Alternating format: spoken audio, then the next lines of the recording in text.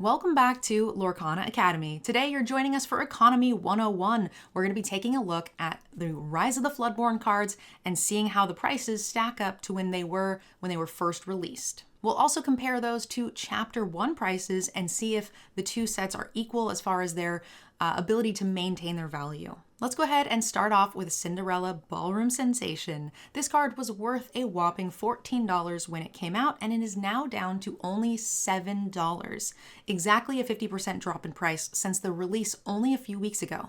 Also, guys, I know my voice is a little iffy. You'll have to excuse me. I'm coming off of being sick, but we had to get some videos out.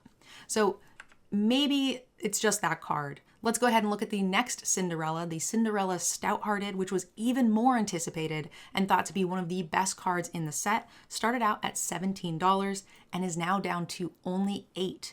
So another card more than 50% down, and it was the most sought after or chase card of the set. But let's talk about maybe Cinderella wasn't the as good as people thought. Let's go ahead and take a look at Snow White Well-Wisher. Another chase card, one of the top 5 cards of the set to open on day one. Cinderella Well-Wisher was $14 at date of release and is now down to also $8, almost a 50% drop. We can even take a look at the graph and see how quickly these prices dropped only days after the release of the set. Also important to note that we actually opened a foil one in our box opening, if you guys took a look at those videos, and it was $30 when we edited that video. It is already down to only $15, which is not too much more than the original, the non-foil version. So these cards are just not holding their prices as well as we would have thought they would have. And this seems to be affecting not just creatures, because we also have Strength of a Raging Fire, one of the premier exciting cards that you guys could get. It's a 4 of in a lot of decks, and it is a really good card. This started out at $6 and has already dropped a third of its price and is down to just under $4. And we can see again just how quickly those prices are dropping. It has stabilized because the cards are very good and they are being played in most decks, but the set just didn't maintain that value.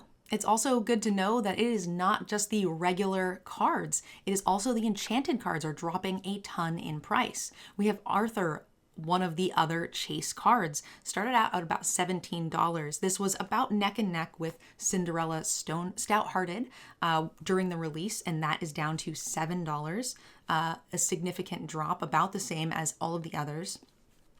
But we opened a enchanted version of this, and that started out at $142 during release and is now down to about $90, which is a huge drop of $50 in value. Taking a look back at Chapter 1, we have seen some decreases in prices from the enchanted cards, but not as significant as this, not more than a third of their value. Even enchanteds from Chapter 1 that are seeing less play have maintained their value compared to Chapter 2. That could just be because of the availability of those cards, or maybe collectors have a higher desire to keep Chapter 1, which is keeping the number of cards for sale down. We will have to see. So now let's go ahead and take a look at the Chapter 1 cards and see how they're comparing, how they're holding up their value.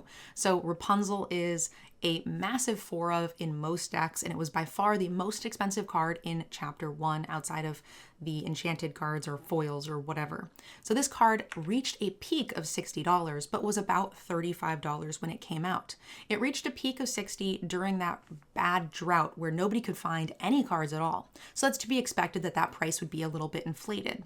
Since they did the reprint for Chapter 1, cards are more available and we have seen a price decrease, but it's back down to that initial price point that it was, about $35. So if you opened a Rapunzel on day 1, it is currently worth about the same as what it was when it was opened.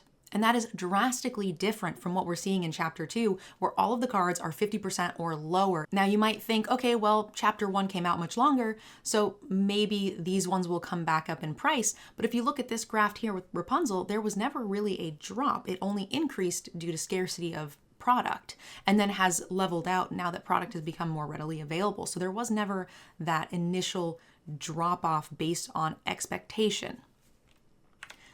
Let's go ahead and look at Be Prepared, also a Chapter 1 card that maybe we would expect to see it have that sort of increase and decrease in value with the reprint. That hasn't been the case. In fact, we have seen a rise in a lot of these cards as well. Not substantial, but a couple of dollars. They're getting more and more sought after. Maybe that could be a power level difference between Chapter 1 and Chapter 2, but the prices just aren't stabilizing at all for Rise of the Floodborn. I even talked to Airball, our Dean of Math and Statistics, and the meta decks really haven't changed a ton. So we expect these Chapter 1 cards to really maintain their value. And now that they have had the reprint of Chapter 1, you can find this pretty easily in most targets at MSRP for $5.99.